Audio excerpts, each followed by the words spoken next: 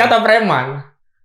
Dan harus diselidiki apakah Jokowi mendapat japrem dari proses penambangan nikel di Raja Ampat dan juga di berbagai wilayah lainnya. Saudara Bahlil itu terlihat sekali motif untuk melindungi kasus ini dengan buru-buru datang, pasang badan seolah-olah itu yang mengelola BUMN, sehingga BUMN ya itu kepentingan negara. Ketika dibangun jalan Trans Papua, oh ini untuk memotong jalur distribusi barang dan jasa agar harga-harga punya petani jadi naik, tidak perlu jauh ke pasar. Ternyata bukan itu. Ternyata Betul. untuk melayani logistik tambang di Raja Ampat gitu. Kapal namanya JKW Mahakam, kapal yang namanya Dewi Iriana. Nggak mungkin dong kapal-kapal itu mengutip sebuah nama tertentu, apalagi identik dengan kepala negara dan ibu negara. Bahan baku yang dari Cina itu disuplai murah oleh Indonesia. Dan Indonesia adalah produsen nikel terbesar di dunia. Ya itu kan yang dibicarakan oleh Wapres kita, Gibran Rakabuming Raka, yang menyatakan itu adalah bargaining kita. Iya, bargaining kita, keluarga ente mungkin.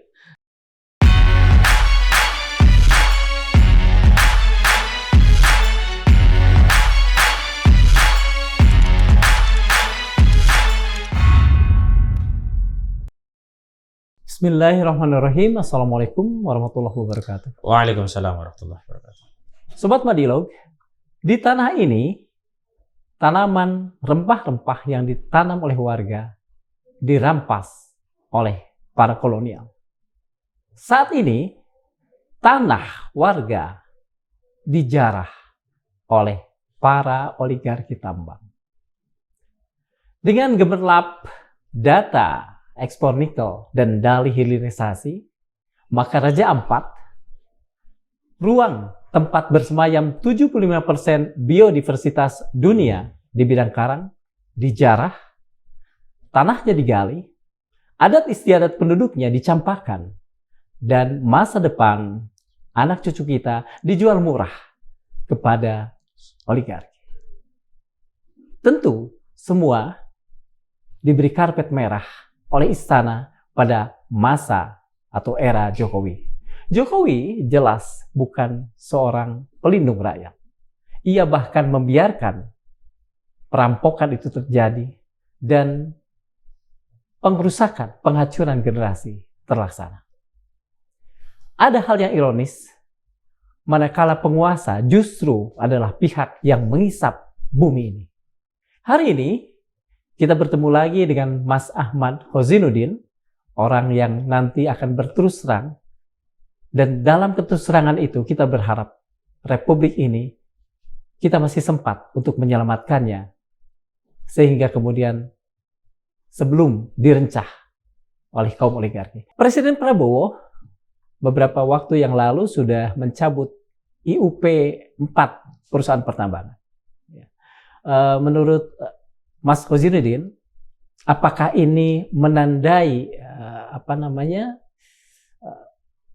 apakah penutupan itu jelas menstop kemudian persoalan, atau justru ini adalah awal mula untuk digalinya persoalan-persoalan sehingga kemudian bisa proses hukum berjalan? Ya, bismillahirrahmanirrahim. Kita awali tentu dari ruang empati kita yang paling dalam tentang situasi terkini di Kabupaten Raja Ampat, di mana Raja Ampat bukan lagi kebanggaan kita saja, tapi kebanggaan dunia. Betul. Di mana destinasi ini tidak diragukan lagi lah, siapapun akan terpesona kalau datang ke Raja Ampat. Gitu. Dikatakan 75% biodiversitas karang ada di sana. Masya Allah itu. Bahkan ada yang menyebutnya itu representasi surga yang ada di bumi, katakanlah demikian. Metaforanya demikian. Metaforanya betul. Gitu. Lalu kita berusaha diajak berpikir apakah sesuatu yang begitu indah, begitu elok dan wajib kita lestarikan dan kita wariskan kepada generasi selanjutnya cukup hanya dikompensasi dengan sejumlah tambang yang alih-alih manfaatnya dinikmati oleh kita atau bahkan masyarakat yang ada di Raja Ampat, justru mereka menerima dampak negatifnya, kerusakan lingkungan, kemudian ketertindasan, ketermiskinan, dan berbagai hal lainnya. Nah, tadi kita bertanya-tanya ya tentang apa yang dilakukan oleh pemerintah saat ini. Betul. Tentang pencabutan 4 perusahaan. 4 perusahaan, 4 IUP perusahaan. Pertama, saya kira kita bisa katakan ini sangat terlambat sekali. Sangat terlambat sekali. Dan kita juga harus jujur mengatakan tidak cukup dengan hanya mencabut. Pertama, sangat terlambatnya adalah bahwa aktivitas eksplorasi dan bahkan eksploitasinya kan sudah diakui, sudah begitu lama terjadi. Entah apakah ini dengan motif untuk membuang persoalan ini sebagai bagian dari kesalahan Orde Baru, kesalahan era SBY, kesalahan periode sebelumnya, sehingga seolah-olah ini bukan saja tanggung jawab Jokowi. Tapi tidak ada narasi yang ini dilempar kepada Jokowi yang saya baca dari narasinya. Misalnya, menterinya menyatakan sebenarnya di sana ada 13 perusahaan yang mendapatkan izin di kawasan hutan lindung, bayangkan. Yang dalam undang-undang tentang kehutanan, kawasan hutan lindung itu memang tidak diperkenankan dikelola untuk pertambangan. Karena fungsi daripada hutan lindung itu adalah untuk menjadi penyokong sistem kehidupan. Boleh saya minta ketegasan dari Mas Hojin? Apakah dengan demikian Mas Hojin bisa mengatakan bahwa pencabutan 4 IUP perusahaan itu hanya sekedar kebijakan kosmetik? Kita bisa anggap untuk awal memang demikian sebelum nanti dibuktikan ada tindakan-tindakan yang serius dari pemerintah. Lagi-lagi kita bercermin pada presiden yang ada, contoh. Dan nanti akan saya kaitkan kejahatan yang terjadi di Raja Ampat ini dengan contoh yang saya ungkap. Misalkan belum lama kita tahu ada 263 SHGB di kawasan laut kita yang ada di Tangerang Utara, yang kabarnya sudah dicabut, tapi sampai hari ini kita tidak tahu apakah benar-benar dicabut. Karena terakhir Menteri ATR BPN Nusron Wahid menyatakan itu batal dicabut 90 SHGB karena demikian, karena sebagian ada di luar garis pantai yang di belakang ini aman dan seterusnya. Sampai pada sebuah forum di DPR RI saat dengar pendapat RDP, saya katakan, kami aktivis yang concern mengadvokasi masyarakat di Tangerang, Banten tidak percaya bahwa SHGB itu dicabut sebelum sertifikat SHGB milik korporasi yang kita tahu terkait Agung Sedayu Group digunting. Karena siapa yang bisa percaya? Nah, kembali kepada yang 4 ini. Apa jaminan benar-benar dilakukan tindakan itu? Yang pertama. Yang kedua, ini sangat terlambat. Yang ketiga, nah ini yang paling penting adalah bahwa kalau kita serius, justru bukan pada pencabutan status IUP-nya saja, izin usaha penambangannya saja, tapi bagaimana tindakan-tindakan negara memberikan perlindungan kepada masyarakat dengan melakukan serangkaian tindakan yang memberikan sanksi terhadap pelaku kejahatan penambangan ini. Kan itu baru administrasi saja di pemerintahan. Betul. Dan pasti ini ada pidananya, pidana lingkungan, pidana kehutanan, entah pidana korupsinya. Karena tidak mungkin izin itu dikeluarkan di wilayah kawasan yang sudah diakui sebagai hutan lindung. Memang dalihnya, kemudian kan dikeluarkan Perpu nomor 1 tahun 2004 yang kemudian mengecualikan atau mengkhususkan 13 perusahaan. Tapi hari ini kenapa kalau sebelum dikhususkan, kemudian tiba-tiba dicabut, kenapa hanya 4 perusahaan? Dan dari 4 perusahaan, kenapa tidak termasuk PT GAG Nikel tadi? Gitu loh. Yang soal GAG itu nanti akan coba kita dalami lagi lah ya. Tentu pada kesempatan ini. Yang ingin saya angkat tadi Mas ngomong-ngomong soal aguan. Ya, betul. Kalau saya tidak salah, salah satu dari 4 perusahaan yang ditutup itu adalah perusahaan aguan. PT KW Sejahtera. PT KW Sejahtera. Ya, betul. Kalau saya tidak salah. KW Sejahtera Mandiri kalau tidak salah. Apakah dengan penutupan perusahaan milik aguan, perusahaan tambang milik aguan itu mencerminkan bahwa Presiden Prabowo Subianto ingin memutus, katakan saja, kekuatan oligarki tambang yang selama ini disebut-sebut kuat bercokol? Ya, yang pertama kita harus buat definisi kenapa ini kita sebut sebagai perusahaan aguan, walaupun di akta perseroan tidak ada nama Sugianto Kusuma. Tapi anak-anaknya kan ada tuh ya. Iya, tapi kita bisa ketahui dari sejumlah pemegang saham dan juga orang-orang yang bertindak untuk dan atas nama korporasi ini. Misalnya direktur utamanya kan kita tahu Freddy Numberi. Nah, kita tahu Freddy Numberi ada dari bagian dari Agung Sedayu Group. Yang kedua, komisaris utamanya Nono Sampono, dan kita tahu Nono Sampono di Agung Sedayu Group juga sebagai direktur utama. Dan ini secara de jure ada nama yang selama ini tidak pernah dimasukkan secara de jure di sebelah unit usaha, tapi dia memang bertindak sebagai tangan kanan aguan. Jadi siapa? Ali Hanafi. Ada juga. Tertulis di sana. Tertulis juga. Nah, di akta perseroan sebagai salah satu komisaris Walau komisaris utamanya memang Nono Sampono begitu. Nah, maka dari itu kita bisa berani menyatakan deskripsi ini perusahaan aguan gitu karena ada anaknya dan seterusnya begitu. Nah, yang saya ingin jawab adalah kita tidak bisa menyatakan bahwa ini sebagai sebuah bukti atau sebagai indikator ya bahwa akan ada istilah orang Jawa itu pemotongan gitu ya tadi, babat alas besar-besaran betul. terhadap oligarki. Karena yang kita tunggu tidak sekadar pencabutan. Sama, saya ngambil juga kasus di PIK 2. Status PSN-nya dicabut. Tapi proyek jalan terus. Kejahatan terkait pidana di sana tidak pernah diusut. Bahkan korban oligarki PIK 2, hari ini yang saya tangani namanya Charlie Chandra, tetap dikriminalisasi. Maka, saya tadi pagi kalau tidak salah menulis sebuah artikel, harus ya dilakukan oleh pemerintah sebagai sebuah tindakan yang serius untuk menyelamatkan Raja Ampat, agar tidak dianggap nanti lip service, karena kita semua sudah terlalu jamak ya menyaksikan kebijakan itu memang lip service. Dan kasus Raja Ampat ini kan tidak ditindaklanjuti kecuali masyarakat meramaikan peristiwa ini. Sebelum ramai, biasa-biasa saja. Usual, ya. Berjalan begitu biasa-biasa saja. Pengerukan material untuk jadikan ornikel itu kan tidak hanya terjadi semalam seperti Candi Roro Jonggrang ya, tiba-tiba pagi pejabat kaget, saya baru tahu. Semua kemudian ikut statement. Kalau gitu. Di mitologi kami, tanggungan perahu lah ya. Iya. Tidak dalam semalam ya. Iya betul. Tapi kenapa gitu? Nah, orang kemudian mengajak kita ya kita harus susun lah. Paling tidak kita apresiasi apa yang sudah berani diambil oleh pemerintah. Karena apa yang diambil hari ini pun tidak mungkin terjadi di era saudara Joko Widodo. Lagi-lagi. Dalam perspektif yang kita kaitkan dengan relasi kekuasaan dengan usaha di bidang pertambangan, memang tidak lepas seluruh izin-izin itu atas restu penguasa. Dan kita lihat memang, saya membaca agak ada perbedaan corak kekuasaan saudara Joko Widodo dengan saudara Prabowo Subianto. Meskipun dalam konteks ya anatomi sistemnya ya sama-sama.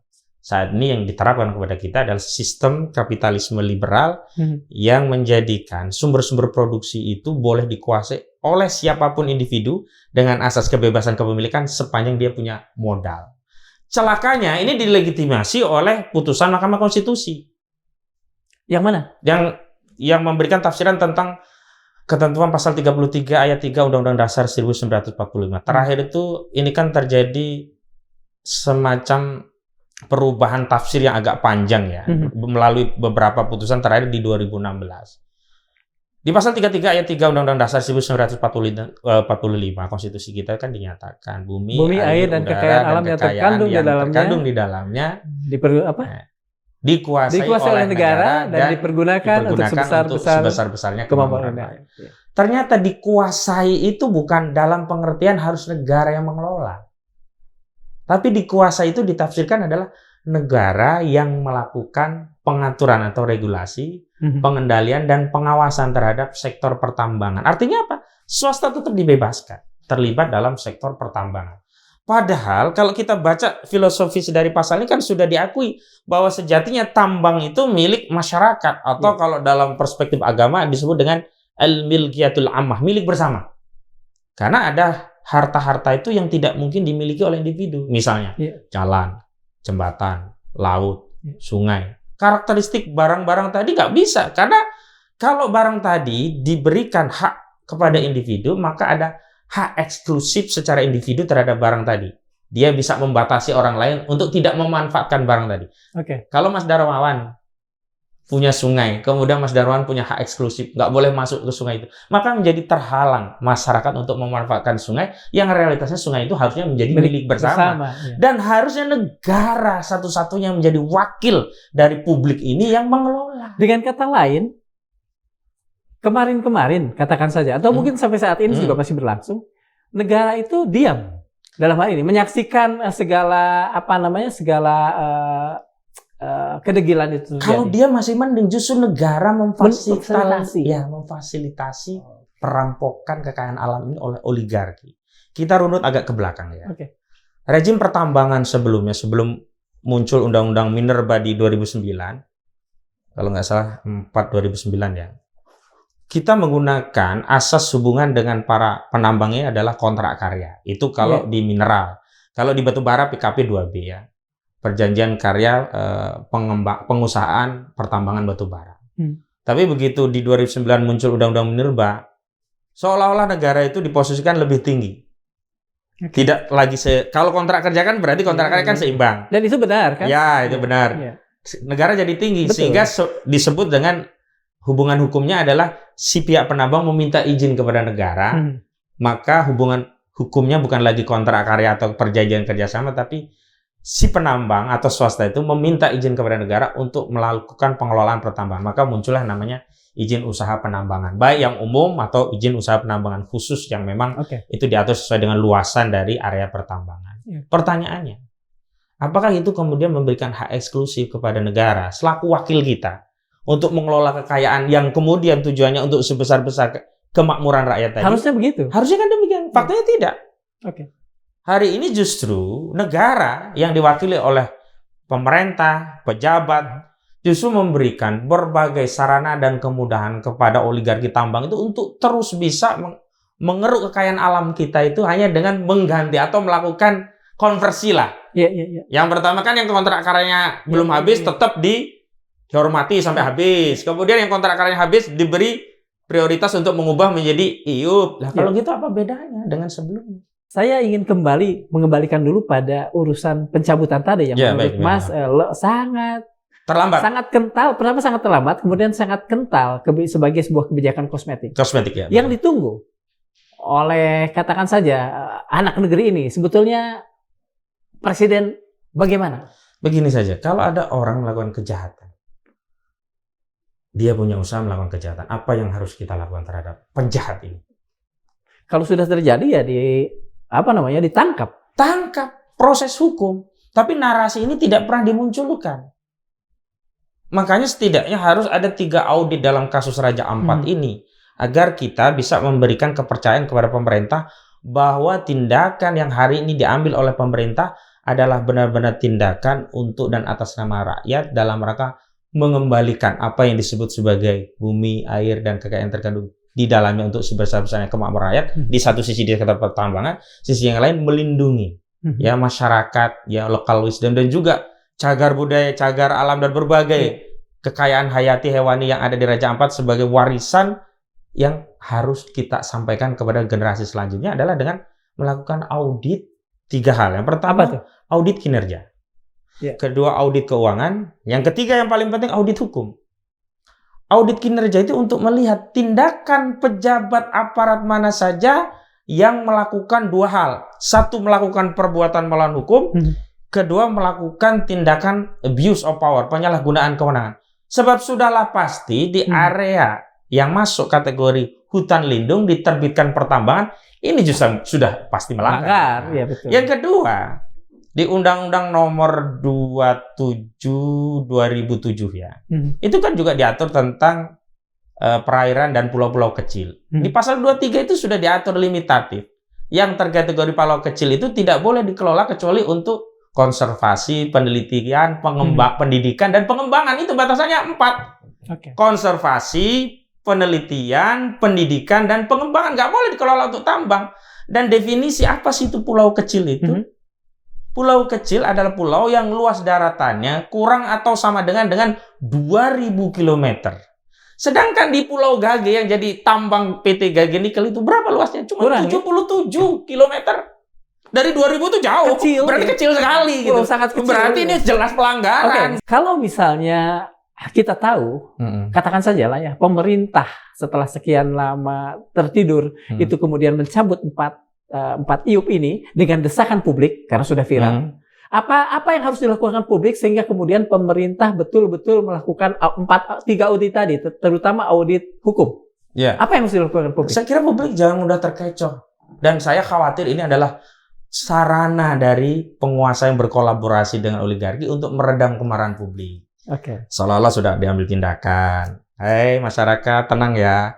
Ini sudah kami ambil tindakan. Begitu kita diam, di belakang jalan lagi sampai hari ini misalnya, ya kapal tongkang yang terakhir ada terkait dengan JKW Mahakam, Dewi Iriana, itu terus bongkar muat materi nikel. Siapa yang tahu? Siapa yang mengawasi? Karena itu tidak boleh kita merasa berpuas dengan capaian ini bahwa saya setuju bahwa apa yang terjadi juga tidak lepas dari usaha seluruh stakeholder ya, masyarakat, LSM, terutama ya kawan-kawan di Greenpeace ya, kita apresiasi. Tapi tidak cukup sampai di situ. Agar kita tidak lengah, agar tidak tindakan ini justru dieksploitasi oleh pihak-pihak tertentu yang meramaikan kasus ini tidak dalam rangka agar publik mengontrol, agar tidak terjadi pencemaran atau perusakan lingkungan, tapi hanya dijadikan sebagai sarana untuk mengajukan proposal. Ayo, gua terusin nggak? Kalau gua terusin rame lagi nih. Kalau gua diem ya sudah nih. Bagian gua berapa? Biasanya suka begitu ya? Ada yang seperti itu, begitu loh. Makanya harus dituntaskan agar tidak ada tuduhan pada dua pihak. Satu, tuduhan pada para aktivis yang bicara tentang ini. Kedua, tuduhan pada pemerintah yang sudah mengambil tindakan. 4 itu dihentikan. Dan kalau kita mau konsisten, jangan 4 dong. 13 yang disebut itu hentikan. Termasuk GAG juga? Termasuk PT GAG. Nah, ini yang menarik. Kenapa PT GAG dikecualikan? Kita akan coba mencari pembenaran dari pemerintah dan kita bantah. Seserius mana sebetulnya urusan PT GAG ini berbelit dengan katakan saja ada konspirasi antara pejabat negara dengan oligarki dalam hal ini? Pertama saya lihat, nampaknya mereka masih membawa narasi kepentingan negara di PT GAG karena PT GAG dianggap sebagai milik negara. Sahamnya dikuasai oleh PT Antam keseluruhannya, sehingga ini harus diselamatkan. Karena toh kalau ada keuntungan juga keuntungan negara, beda dengan yang lainnya. Meskipun sebetulnya tadi ada warung A dan ada yang tadi kan? Itu yang harus ditelusuri lebih jauh begitu. Yang kedua, kita melihat bahwa memang keberadaan BUMN itu sengaja dijadikan semacam herdernya lah bagi perusahaan-perusahaan lain yang ada di belakangnya. Kalau herdernya ini hilang, yang lainnya nanti nggak bisa ngekor gitu loh.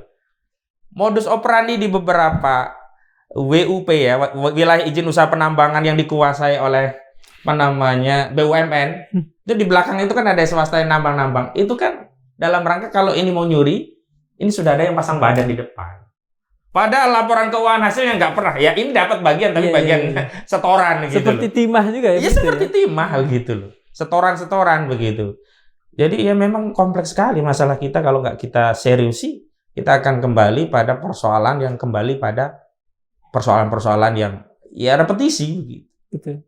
Mengulang. Mas, ketika saya memulai pembicaraan kita, saya mengambil metafor VOC yang merampas merampas rempah-rempah tadi. Apa bedanya sebetulnya VOC yang menjarah tanah air kita dengan oligarki yang juga menjarah tanah air kita hanya dengan restu para pejabat yang lancung itu? VOC jauh lebih manusiawi, jauh lebih memanusiakan rakyat yang dijajah. Saya katakan demikian kenapa? Meskipun VOC yang menjarah rempah kita, teh kita, kopi kita, tapi VOC membangun infrastrukturnya itu dengan biaya mereka. Misalkan membangun rel-rel itu kan awalnya bukan untuk transportasi penumpang, tapi untuk mengangkut tebu-tebu hasil komoditi VOC, dan itu manfaatnya sampai hari ini kita nikmati. Oligarki hari ini alih-alih dia yang bangun jalan, justru dia memanfaatkan APBN, dibikin jalan seolah untuk kepentingan rakyat, padahal untuk memuluskan rencana mereka menambang. Lebih jahat. Dan yang kedua, sisa-sisa perkebunan VOC itu justru dilanjutkan menjadi perkebunan Nusantara, macam-macam lah dikembangkan. Nah sisa-sisa tambang itu merusak alam. Ada analogi, saya tuh, kita kalau pergi ke daerah Kalimantan Timur, khususnya di Kabupaten Berau, begitu kita terbang dari lapangan udara di Berau itu, kita benar-benar miris prihatin karena di bawah itu sudah seperti kawah dari pertambangan batu bara. Ya. Di sana yang paling besar kan Berau. Kawah-kawah banyak. Gede sekali, gede sekali. Terus di sana itu ada usaha yang disebut dengan penambang koridor. Penambang koridor itu walaupun dia ilegal, itu jauh lebih manusiawi daripada penambang-penambang yang punya izin. Kenapa? Jadi istilah penambang koridor itu adalah orang-orang yang menambah di kawasan koridor-koridor di antara wilayah izin usaha penambangan yang tidak ada izinnya. Ada 2 blok, nah ada koridornya, nah dia di sini. Kenapa? Saya dapat cerita itu orang sana, dia kalau menambang itu kan nggak bisa lama, takut kan kanan kiri, walaupun dia udah nyuap juga ke pejabat, aparat lah, polisi khususnya. Tapi dia nggak bisa lama-lama. Pertama dia gali, timpa gulung. Artinya bagaimana? dia gali tanah bagian atas, dia ambil batu baranya, dia tutup lagi, gali lagi, ambil batu baranya, tutup lagi. Artinya reklamasinya alamiah, jauh lebih baik ketimbang yang besar karena dia merasa udah punya izin, galinya sampai dalam terus, nggak pernah ditimbun-timbun. Coba jahat mana? Tapi kalau dalam perspektif negara, yang koridor ini dianggap penjahat, sementara yang bikin galian gede-gede itu dianggap dan membiarkan itu membiarkan. Fasilitas-fasilitas yang dibuat negara, terutama untuk urusan Raja Ampat tadi, Trans Papua. Apakah waktu itu Pak Jokowi tahu dan membiarkan dan justru menjadi mastermind, atau hanya pihak yang punya tangan untuk mengatakan ya atau tidak dan dibisikin oleh pihak lain? Menurut Anda? Ya, kalau kita katakan dia hanya dalam tanda petik dijadikan boneka, dimanfaatkan, itu bisa kita lihat dari apa? Dari seberapa jauh benefit dari dirinya dan keluarga mendapatkan kekayaan dari sekedar kekuasaan yang dia miliki dan juga dari sekedar usaha yang dimiliki anaknya. Misalkan anaknya punya usaha martabak, pisang goreng, bisa memang punya uang ratusan miliar. Dari mana kalau tidak dari tindakan-tindakan yang ilegal itu? Karena itu kita benar-benar saat itu tersihir oleh sosok Saudara Jokowi dengan kesederhanaannya, baju kemeja 100 ribuannya. Kita tidak tahu di balik kesederhanaan tadi terkandung sebuah pikiran dan tindakan yang sangat jahat yang membuat hari ini kita punya hutang luar biasa banyak, memiliki sumber daya alam yang dikeruk dan kerusakan lingkungan yang luar biasa tanpa benefit dinikmati oleh rakyat kita. Oke, Mas. Di dalam budaya Indonesia itu kan ada peribahasa sambil menyelam minum air, atau begini, dengan apa namanya, satu kali mendayung, dua tiga pulau terlampaui. Dengan membuat Trans Papua, maka meskipun Mas tadi mengatakan seolah-olah kemudian rakyat Papua diberi jalan dan di sisi lain oligarki bisa masuk dan sebagainya diuntungkan. Apakah cukup sampai seperti itu metaforanya, atau sebetulnya ada yang lain yang lebih keji dari itu? Kalau metafora itu digunakan, itu kan asasnya adalah benefit yang dinikmati rakyat jauh lebih besar ketimbang yang dinikmati oleh korporasi. Dan biaya yang ditanggung rakyat jauh lebih kecil ketimbang biaya yang ditanggung oleh korporasi. Dalam kasus ini kan enggak. Benefit rakyat itu kan hanya ikutan. Sementara biaya itu sepenuhnya oleh APBN, oleh rakyat. Betul ya. Jadi yang ikutannya sebetulnya rakyat ya. Lah iya, kita itu numpang tujuan lebih kepada korporasi. Iya, di address saja bahwa untuk dan atas nama rakyat, padahal kepentingan untuk lainnya. Sama seperti lah ketika artinya ini pembohongan yang luar biasa. Memang selama ini seperti itu yang terjadi. Makanya butuh pemimpin yang benar-benar jujur, dan parameter kejujuran tidak dilihat dari dia janji kampanye. Harus dilihat dari track record yang panjang. Dan ini yang saya selalu wanti-wanti kepada kawan-kawan, entah yang dia di partai, di politisi, terutama di aktivis. Seumur hidup kita itu sebenarnya adalah legacy kita. Kita itu seumur hidup adalah kampanye dalam tanda petik ya. Iya. Artinya, kalau kita sampai pada tahapan masuk ke kekuasaan, maka orang itu tidak menunggu Anda akan janji apa, tapi melihat jejak panjang itu seperti apa. Ada satu peristiwa yang menarik. Saat Rasulullah SAW meninggal, itu kan terjadi rapat di Sakifah Bani Sa'idah. Dan terpilihlah Abu Bakar As-Siddiq radhiyallahu anhu. Abu Bakar saat itu tidak cukup waktu kalau kampanye, tapi masyarakat kan tahu kiprah seorang Abu Bakar sepanjang hidupnya untuk perjuangan seperti apa. Sehingga Abu Bakar tidak perlu pilihlah saya akan demikian. Dan cenderung waktu itu kan menghindar sebetulnya. Dan saat itu sebenarnya Abu Bakar pun kalau ada yang lain ya oke, tapi memang akhirnya pilihannya kan jatuh kepada Abu Bakar dan Abu Bakar mengambil itu. Bahkan Umar sempat ditawari, dan karena Umar tahu diri kiprahnya itu tidak sehebat Abu Bakar, dia malu, dia mundur. Aku ini nggak layak bersaing dengan Abu Bakar. Artinya pemimpin juga harus tahu diri itu ya. Nah, ini konsep tahu diri ini tak ada. Karena apa? Hari ini saya lihat ya, tidak ada pemimpin yang memang lahir dan dibesarkan dari rahim rakyat. Semua lahir dan dibesarkan dari rahim pencitraan. Kalaulah dia mengatakan dulu saya hidupnya di pinggir sungai, ya pencitraan saja. Dulu saya hidup susah digusur, pencitraan saja. Karena riwayat itu tidak pernah sampai kepada kita, tidak ada yang bersaksi bahwa itu benar-benar terjadi. Apalagi setelah hari ini banyak mempersoalkan riwayat seorang pemimpin sampai riwayat ijazahnya. Artinya kan bermasalah sejak Mas, awal. tadi kita ngomong-ngomong sampai pada soal komunisme ya. Iya, betul. Di negara-negara komunis, di Cina lah paling tidak, itu sempat beberapa kali terjadi yang namanya tribunal rakyat, pengadilan rakyat. Iya. Apakah kita pun sampai harus mengadakan tribunal rakyat untuk para penjahat yang melakukan kejahatan-kejahatan sumber daya alam yang mengerikan ini? Kalau kita ikuti dialektika yang basisnya adalah kekerasan alam, atau siapa ras yang paling kuat itu akan menggantikan ras yang lemah, dan ras yang lemah itu harus dibantai sehingga tidak merusak kehidupan begitu. Boleh jadi itu adalah solusi yang ditawarkan, tapi kita kan bukan seperti itu. Kita bukan binatang, kita manusia. Betul. Bahkan bukan sekedar manusia, kita diberikan satu keutamaan, yakni diturunkan seorang nabi yang dengan nabi itulah pemikiran nabi atau risalah nabi atau syariat nabi yang harus kita jadikan acuan bagaimana melakukan perbaikan.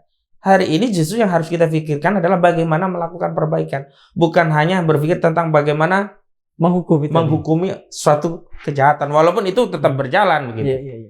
Jadi saya tidak terlalu masuk pada perdebatan apakah harus dibantai semuanya, atau dengan ungkapan ya bunuh pendeta terakhir dengan usus terakhir dari si raja gitu, atau sebaliknya. Kita kan tidak berangkat dari betul. Paradigma atau peradaban yang demikian. Justru kita dan itu tidak berperi kemanusiaan. Iya, betul. Kita bernarasi tentang memanusiakan manusia. Tentu tidak mungkin ditempuh dengan cara tidak manusiawi begitu. Dan mohon maaf kalau kita bicara komunisme kan memang peradaban komunisme tidak berangkat dari pertama pemikiran yang sahih, yang kedua tidak sesuai dengan fitrah manusia, dan yang ketiga tidak menenteramkan akal. Oke. Artinya itu sama sekali harus kita hindari ya. Sekarang begini, kalau misalnya persoalannya adalah tadi bagaimana mencari satu solusi terbaik. Mas tadi kan sudah mengatakan soal audit 3 hal tadi. Sampai berapa lama kira-kira kita bisa memberikan tenggang waktu kepada pemerintah sekarang, Pak Prabowo, untuk melakukan dan menggerakkan 3 audit itu? Audit administrasi, audit kinerja, dan audit hukum kalau saya tidak salah. Itu nggak cukup nggak butuh waktu 1 bulan. Nah, tindak lanjutnya mungkin yang agak lama, misalkan audit hukum nanti ditindaklanjuti oleh KPK misalnya yang korupsi, Kejaksaan Agung ya. Kemudian penertiban undang-undang atau aturan, stakeholder terkait atau kementerian lembaga terkait. 1 bulan nggak cukup, nggak sampai 1 bulan. Karena kan ini udah kelihatan banget kerusakan. Cuman pertanyaannya, apakah peristiwa Raja Ampat ini kita jadikan momentum perbaikan tata kelola pertambangan di Indonesia ya, bukan hanya Raja Ampat ya? Ataukah ya sengaja kita hanya jadikan kontestasi politik untuk meraih citra dalam rangka meredam amarah rakyat sehingga rakyat lupa dengan masalah sesungguhnya dan kemudian bisa jadi diganti dengan masalah yang lain? Seberapa besar potensi yang tadi menjadikan urusan Raja Ampat, terutama soal tadi pencabutan 4 IUP itu, sebagai momen untuk beranjak ke hal yang lebih baik? Kalau kita bicara tentang determinasi ya, yang paling dominan itu kan 2 faktor. Pertama, kekuasaan itu kehendaknya seperti apa. Yang kedua, rakyat sendiri dukungannya sejauh mana.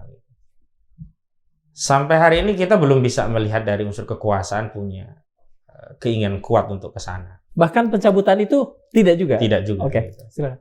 Yang kedua, rakyat memang terlalu banyak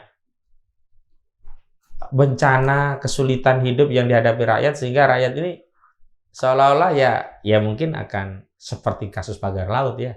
Pagar laut begitu rupa, sekarang diam begitu saja.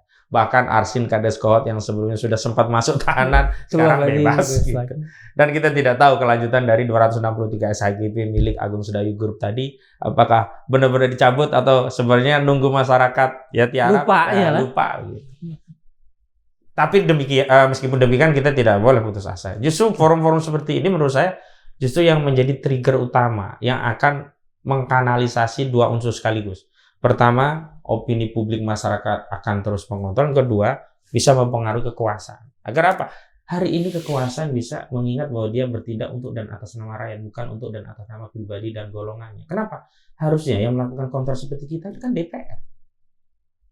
Tapi hari ini kan kita lihat parlemen tidak berfungsi. Mungkin karena parlemennya sekian banyak pengusaha tadi.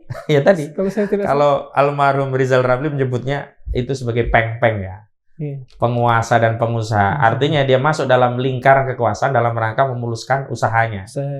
Jadi ya simbiosis mutualisme begitu. Lalu bagaimana kita bisa dapatkan kontrol dari kekuasaan yang demikian gitu, yang ada melegitimasi kejahatan. Seberapa yakin Mas Khajin bahwa pemerintah akan melakukan 3 audit, terutama yang paling penting audit hukum? Seberapa yakin? Saya belum melihat sama sekali malah. Justru itu yang saya rekomendasikan. Saya belum melihat. Karena kalau mau diaudit, ini kan sama saja kita mau operasi kanker yang sudah menjalar ke seluruh tubuh. Tapi saya tantang Pak Prabowo Subianto, berani, ayo saya dukung, kita dukung semua, rakyat dukung. Sudahlah, kita tidak perlu punya sifat tidak tega untuk mengamputasi bagian dari anak bangsa yang memang merusak dari seluruh tubuh Indonesia ini demi keselamatan tubuh Indonesia. Karena gini ya, Kang Darmawan, di titik tertentu menjadi pemimpin itu dia harus raja tega. Dalam pengertian ya, bukan raja tega-tega kepada rakyat. Tega mengambil tindakan yang lebih besar dengan mengorbankan yang kecil demi kemaslahan yang lebih besar. Saya kasih contoh, saya sering kalau dalam kajian Islam itu memberikan sebuah analogi Umar bin Al-Khattab ketika anaknya ketahuan minum khamr kan sudah dicambuk oleh satu penguasa walinya, tapi tidak diumumkan publik. Apa perintah Umar? Cambuk lagi, tapi diumumkan publik, dicambuk lagi. Tega kan itu seorang ayah. Tapi justru itulah sikap yang menyelamatkan anaknya nanti di akhirat tidak akan kena azab lagi. Dan hari ini pemimpin ketika dia tegas kepada pengusaha, itu kan sebenarnya tegas seolah-olah oh kawan saya ini, partai saya ini, atau dia yang nyumbang saya. Tapi sebenarnya menyelamatkan orang tadi dan masyarakat secara umum yang lebih luas.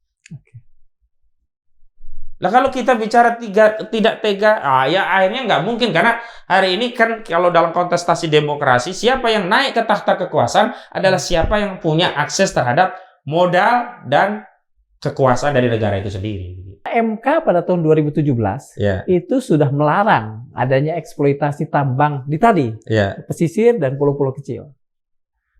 Artinya itu kan ada keputusan hukum yang ketat yang aparat-aparat hukum juga harus katakan saja mencegah itu terjadi.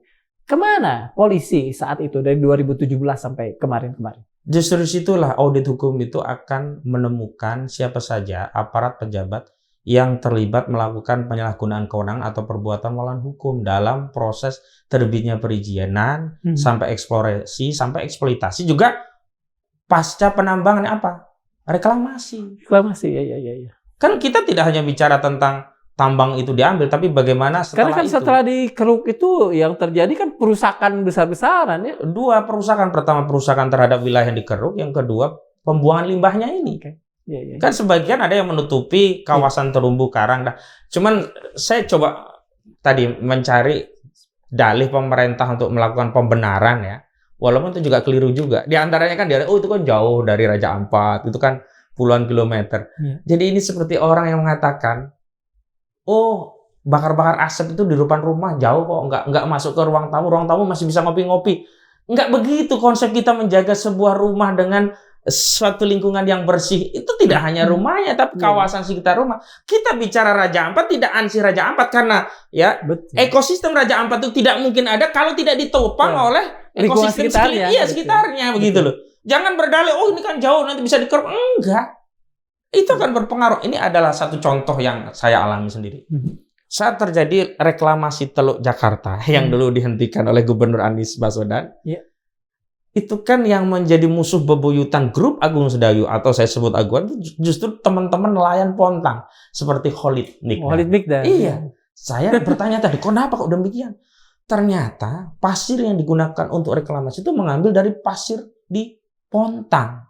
Dan karena pengambilan pasir yang luar biasa gede-gedean itu merusak ekosistem biota laut di ikan-ikan lari dan rajungan hilang, ikan tempat bertelur hilang, dan baru hari ini katanya sudah mulai pulih lagi. Rajungan bisa ada ekosistemnya. Itu pun gitu. Alhamdulillah ya. Alhamdulillah masih bisa ya. Maksud saya nggak bisa dong kita mensimplifikasi persoalan Raja Ampat. Oh, yang penting yang bersenjata Raja Ampat masih melihat itu utuh. Nggak bisa begitu. Kalau kita menteri kalau nggak salah. Menteri lagi. Ya saya sebut saja Bahlil lah, ada lihat gitu loh. Betul. Dan kelihatan sekali saudara Bahlil itu terlihat sekali motif untuk melindungi kasus ini dengan buru-buru datang. Nah, saya tambahkan tadi dengan pasang badan seolah-olah itu yang mengelola BUMN sehingga BUMN ya itu kepentingan negara nggak ada masalah. Saya mau katakan demikian. Termasuk kenapa ini dikeluarkan PT GAK dari yang dihentikan. Siapapun pelaku kejahatan, mau swasta mau BUMN, kalau dia melakukan tindakan kejahatan ya harus ditindak. Ada tulisan yang beredar dari WAG ke WAG. Tadi pagi saya baca, PT GAG ini disebut-sebut sebagai anak usaha dari PT Antam. Tetapi ada yang kemudian mencoba menggali, ternyata ada di belakangnya dana-dana itu bukan dana-dana negara, tetapi dana swasta. Bisa diungkap? Saya ingin gunakan analogi ya. Oke. Ada istilah warung dalam warung. Formilnya warung A, tapi di dalamnya dagangan pihak lain. Yang dapat keuntungan seolah warung A, tapi sebenarnya itu yang nitip-nitip tadi gitu. Itu yang pertama. Yang kedua, pada kasus timah kan begitu juga. Seolah-olah kan itu tindakan dari BUMN tertentu dalam hal ini Antam. Ternyata di dalamnya main banyak. Betul. Dan modus operandi kejahatan hari ini memang menggunakan label lembaga negara seolah-olah itu untuk dan atas nama negara, padahal di belakangnya banyak pemain yang merampok melalui instrumen negara.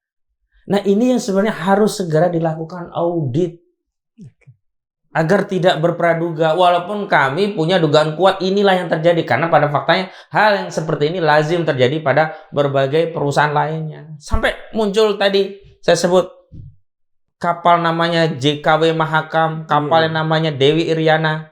Ini saya pakai analogi saja. Kalau kita di jalan, truk-truk itu, kan, truk-truk itu ditempel stiker. Stiker itu dari ormas tertentu itu. Yang ditempel stiker itu berarti sudah ada perlindungan dari ormas tertentu. Dan truk itu sudah pasti bayar namanya japrem ke ormas tadi. Jatah preman.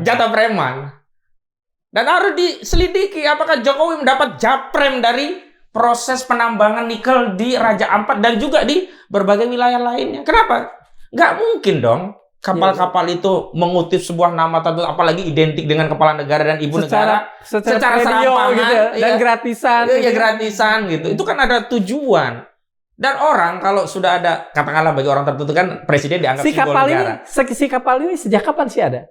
Si kapal JKW. Nah, kalau saya lihat di penelusuran itu sudah hilir mudik lama mengangkut, bahkan tonasenya banyak sekali begitu. Artinya bukan hanya kali ini saja. Pada saat yang bersangkutan masih menjadi... Oh iya. Bukan sejak zaman SBY itu, enggak. Kalau begitu etis tidak? Misalnya gini, seorang presiden namanya ditempel di belakang bak truk. Seperti tadi dicontohkan. Itu etis tidak? Pertanyaan itu kok kayaknya kurang tepat di zaman Jokowi kita bertanya soal etika. Oke. Berapa banyak hukum pun dilanggar, apalagi cuma etika. Contoh yang paling diketahui oleh publik, etis tidak. Paman ada di MK kemudian muncul putusan 90 begitu. Jadi itu justru meyakinkan publik memang banyak yang bermasalah. Satu hal, gitu. Saya orang yang terlalu husnuzon, jangan salah. Saya justru balik, dalam politik suuzon harus dikedepankan kecuali terbukti ada kebenaran. Betul. Kenapa? Karena orang politik tidak seperti ulama yang biasa berbuat baik, pikirannya baik. Politisi itu semuanya pembohong. Baru dia akan jujur kalau keadaan memaksa dia jujur. Kalau tidak, dia cari celah. Maka hari ini saya bisa katakan politisi semua itu adalah orang-orang yang mengadopsi mazhab Machiavellian. Semuanya begitu rata-rata. Walaupun dia mengaku misalkan Raja Jawa. Tapi praktiknya Machiavelli semua itu. Gitu. Anak buahnya Pak Panik ya. Niccolo Machiavelli. Pak Panik. Mas Hojin. Kalau kita ini tadi ya, Mas mencontohkan soal kapal JKW, kemudian kapal Dewi Iriana. Gitu ya. Apakah bisa dikatakan bahwa justru di saat-saat Pak Jokowi sedang memerintah ini, beliau membentang satu karpet besar sehingga kemudian gini, ada yang mengatakan bahwa izin-izin itu kan sudah ada tuh, Ada yang mengatakan dari sejak Pak Harto dan memang betul ya. Memang ada. Ada yang mengatakan dari zaman Pak SBY dan sebagainya. Iya ada. Tetapi kan yang kemudian dirasakan kehancurannya itu pada saat Pak Jokowi kan. Jadi kalau mau membaca apa sih sebenarnya yang terjadi di Republik ini, termasuk masalah urusan pertambangan tadi, analoginya kita bisa lihat dalam kasus hutang lah. Oh, Indonesia hutang kan tidak sejak zaman Jokowi, sejak zaman Pak Harto juga ya utang, SBY juga utang. Cuman kita mau simpulkan hutang kapan yang paling banyak dan brutal terjadi? Ya di era Jokowi. Kalau mau dikatakan bahwa ada peran era Soeharto, iya, Freeport itu sejak era Soeharto. Ada peran SBY, iya, karena kembali karena kita mengadopsi sistem kapitalisme, kebebasan kepemilikan tadi, yang menyebabkan swasta punya kewenangan untuk mengelola pertambangan yang semestinya itu domainnya publik. Kalau kita mengadopsi sistem yang Islamis, semestinya swasta tidak boleh sama sekali mengelola tambang, harus BUMN semua. Keuntungannya untuk negara dan manfaatnya untuk seluruh rakyat. Kalau itu dikelola oleh swasta, keuntungannya hanya swasta. Apalagi masalah nikel ini, bayangkan. Kita kutip saja data yang disampaikan oleh almarhum Faisal Basri. 2022-2023 kita pernah kirim nikel 5,3 juta ton ilegal tanpa 1 rupiah pun bayar pajak. Karena saat itu ada 2 kebijakan sekaligus. Yang pertama hilirisasi nikel, yang kedua larangan ekspor ore nikel. Tapi ternyata ada nikel juga. Iya. Ke Cina kalau saya Ke Cina, iya. Coba kalau penjahatnya itu adalah swasta, korporasi, atau apalagi ya penjahatnya begal jalanan, itu gampang kita panggil polisi selesai. Lah kalau kejahatan dilakukan oleh negara, mana bisa polisi? Makanya menurut saya tantangan yang besar buat negara kita untuk membersihkan, atau paling tidak mengurai ya masalah ini satu demi satu. Terlepas ini benang kusut, tapi bagaimana lagi, inilah negara kita. Gak mungkin kemudian kita ya sudahlah biarin aja. Enggak, harus kita urai satu-satu. Dan masalah persoalan tata kelola tambang yang demikian ini memang harus kita akui tidak hanya terjadi di era Saudara Joko Widodo, iya. Tapi kerusakan yang begitu masif terhadap lingkungan, kerugian negara yang begitu besar, liberalisasi sektor pertambangan yang luar biasa rusak, ya saya harus katakan dengan jujur ini terjadi luar biasa terstruktur, sistematis, dan masif, ya terjadi di era Saudara Joko Widodo. Oke, kalau begitu, ini kan urusannya tadi mengurai, urusan di Raja Ampat terutama. Posisi seperti apa Pak Jokowi dalam bisnis-bisnis yang kebanyakan dalam tanda petik melanggar hukum di Raja Ampat itu? Ada 2 pendekatannya. Pertama pendekatan formil, yang kedua pendekatan material. Pendekatan material itu biasanya pendekatan kepentingan, baik dirinya dan orang-orang yang ada di sekitarnya. Pendekatan formal, ya kita lihat saja perusahaan-perusahaan itu ada nggak yang terafiliasi. Nah kita ketahui bahwa hari ini anak Jokowi, menantu Jokowi itu kan disebut-sebut di sejumlah persidangan. Punya misalkan Blok Medan. Blok Medan, ya kan? sering disebut, ya betul. Kan nggak mungkin itu terjadi kalau tanpa peran kekuasaan, relasi kuasa dengan kebijakan pemerintah untuk bisa memberikan izin penambangan, itu kan kental sekali. Kalau kita mana bisa kita dapat izin pertambangan. Modal bisa tarik dari mana. Nah, seringnya itu adalah mereka tidak bicara benefit untuk negara, untuk rakyat, tapi pribadinya. Misalkan dalam kasus ore nikel, secara negara kita rugi 5,3 juta nikel di tahun tadi. Iya. Tapi secara pribadi mereka mendapat kutipan yang kalau dikalkulasi tentu itu sangat menguntungkan bagi mereka. Sementara bagi Cina mudah saja itu nyawer sedikit sama kalian. Itu yang menyebabkan kenapa. Nah ini kalau saya kaitkan dengan pasar otomotif global, khususnya di industri otomotif yang berbasis mobil listrik ya. Itu menyebabkan Tesla itu kalah bersaing dengan BYD dan merek-merek Cina. Kenapa?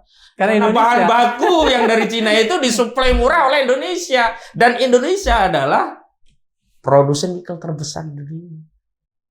Ya itu kan yang dibicarakan oleh Wapres kita, Gibran Rakabuming Raka, yang menyatakan itu adalah bargaining kita. Iya, bargaining kita, keluarga ente mungkin. Benefit buat rakyat nggak ada. Dan rakyat hanya apa? Mendapatkan bagian berupa kerusakan lingkungan, kerusakan alam, ya. Kehilangan mata pencarian. Makanya kalau kita bicara hutan lindung tadi itu kan untuk menopang sistem kehidupan. Kalau kita bicara sistem kehidupan bukan hanya mata pencarian manusia, termasuk ya sistem kehidupan hewan dan hayati yang ada di laut itu. Gitu. Bang, ini kan sering kita mendengar frase menjual negara. kedengaran kedengaran sangat peyoratif ya, sangat buruk. Iya, betul. Apakah sudah masuk ke dalam ke dalam lingkup kata menjual negara? Apa-apa yang dilakukan oleh pejabat-pejabat? Kita awali dengan mendefinisikan apa itu menjual. Kalau menjual itu kan berarti menyerahkan barang dan mendapat kompensasi dari barang yang diserahkan. Itulah menjual. Tapi ada juga kan tanpa menyerahkan barang tapi mendapat keuntungan dari kompensasi hak atas barang yang manfaatnya dinikmati orang lain. Iya, betul. Nah, hari ini boleh saja. Nikelnya diproduksi di Indonesia atas nama Indonesia, produksinya masuk Indonesia, tapi yang menikmati bukan rakyat Indonesia. Ini kan menjual. Iya. Yang menikmati perusahaan Cina, yang menikmati keuntungan di pasar global industri otomotif Cina. Yang kemudian pasarnya pun sebagian dibawa lagi ke sini. Betul. Market kita tidak lagi menguntungkan untuk industri-industri dalam negeri, tapi diberikan pula untuk hasil-hasil produk industri dari Cina. Kita ini luar biasa, Masya Allah ya negara kita ini. Punya bahan baku melimpah, tidak dijadikan bahan industri dalam negeri, tapi dikasih ke Cina. Punya market yang melimpah, tidak untuk mengayakan ya pedagang kita, mengayakan industri kita, tapi untuk mengayakan orang-orang Cina. Lah kita dapat bagian apa? Ya pejabat yang dapat gede memang di situ.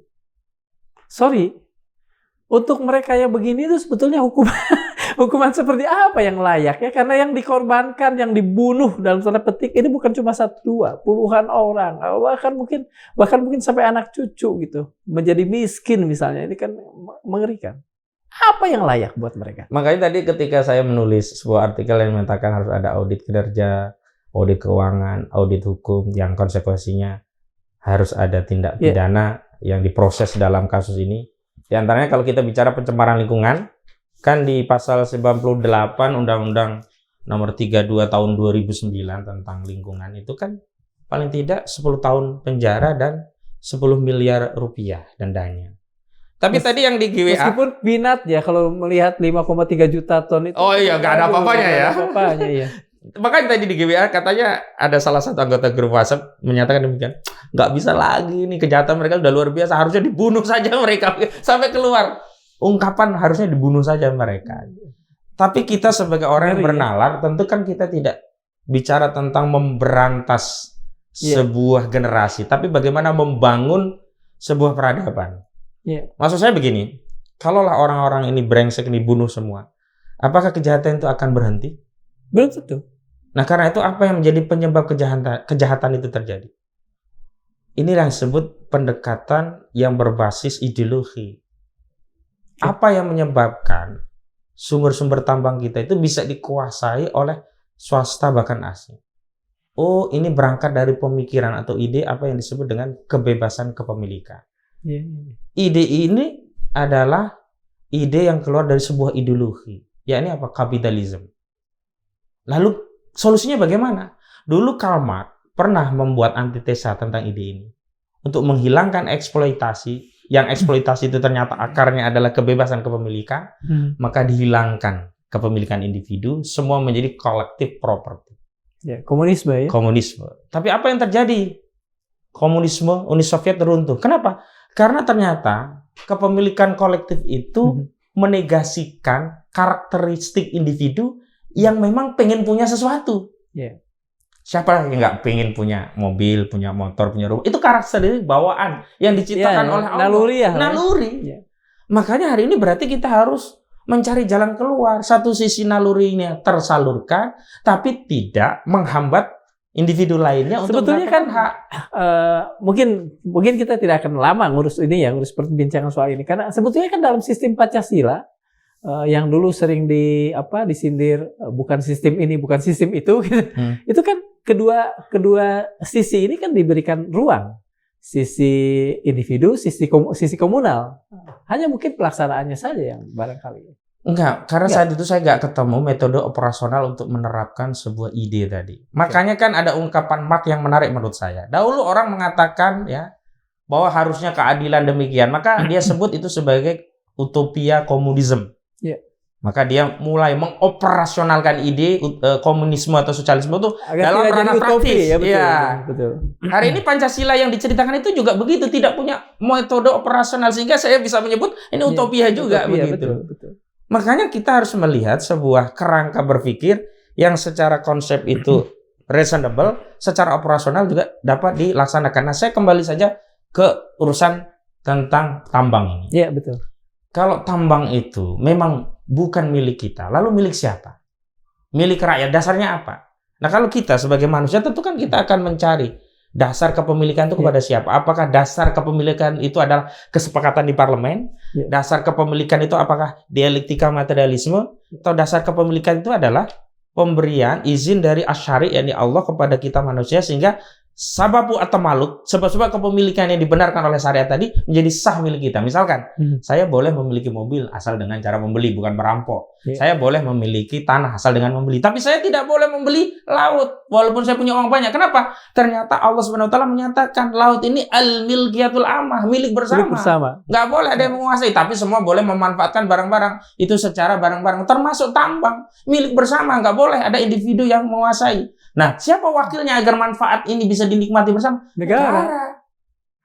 Harusnya konsisten di sini kalau kita mau membuat rakyat ini menjadi adil makmur. Sayangnya negara, alih-alih mengelola negara untuk kepentingan rakyat, justru mengelola negara untuk memfasilitasi mengelola SDA.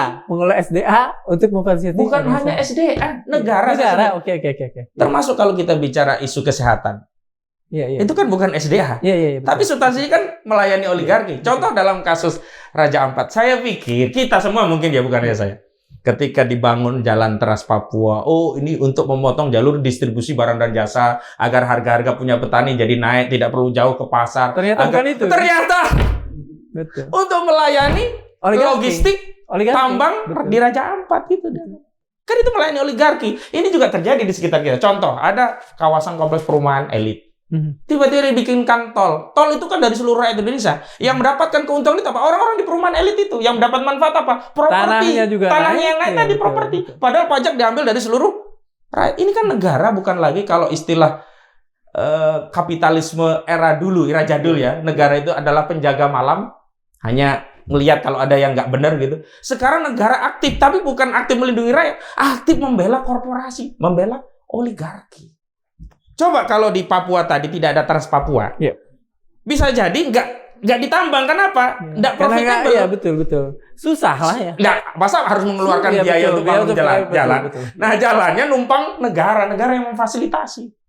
Jahat tidak kayak gini? Iya, jahat sekali. Ini yang terjadi. Makanya tadi saya minta bukan hanya 4 aja, semuanya dicabut, dan bukan hanya berhenti di situ. Walau memang tadi sempat saya dengar ada statement soal pencabutan. Saya kebetulan masuk ya karena Mas tadi bicara soal pencabutan. Mengapa GAG ini tidak diikutsertakan untuk dicabut juga?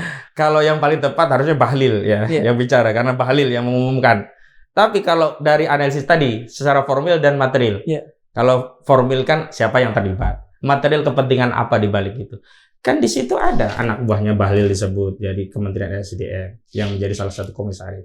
Juga ada dari ormas tertentu sibuk sekarang menjadi juru cebok di kasus tambang ini, seolah-olah itu sudah berizin jadi nggak ada masalah. Yang dipersoalkan publik itu bukan hanya soal berizin atau tidak. Betul. Berizin itu harus dicek apakah perizinannya sesuai prosedur. Yang kedua, setelah berizin praktek pertambangannya bagaimana, merusak lingkungan atau tidak. Jangan dianggap kalau orang sudah mengantongi izin dianggap sudah selesai. Enggak. Loh, banyak penjahat itu izinnya lengkap. Tapi pertama izin itu diperoleh dengan kejahatan, yang kedua prakteknya memang untuk kejahatan gitu loh.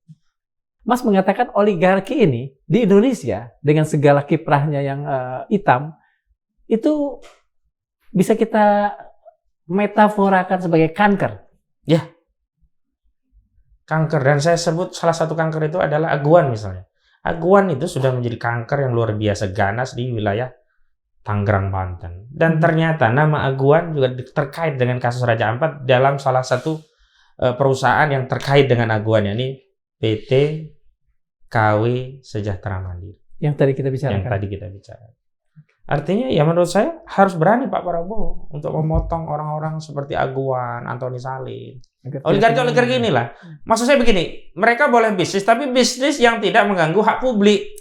Misalkan Antoni Salim mau jualan Indomie nggak apa-apa, itu malah membantu publik. Tapi dia ngambil tambang-tambang hak publik, ngerusak lingkungan, hutan diambil, hutan yang tadinya kawasan hutan lindung yang diubah menjadi kawasan sawit yang tadinya sekian ribu hektar, sekian juta hektar diperluas tanpa izin. kan itu jahat. Oke.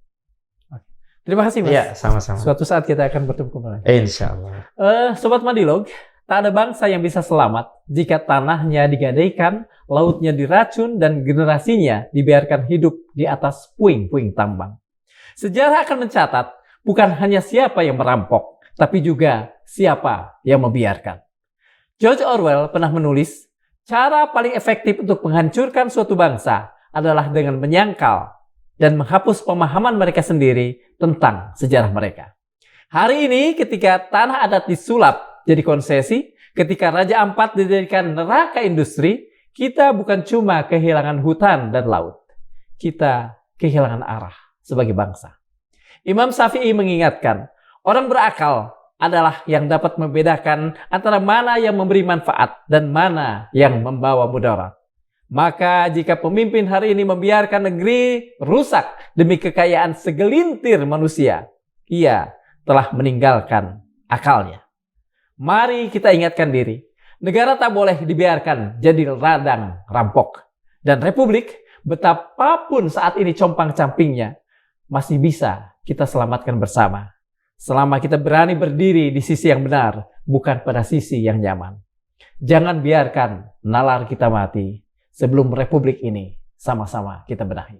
Assalamualaikum warahmatullahi wabarakatuh. Waalaikumsalam warahmatullahi wabarakatuh. Masya Allah.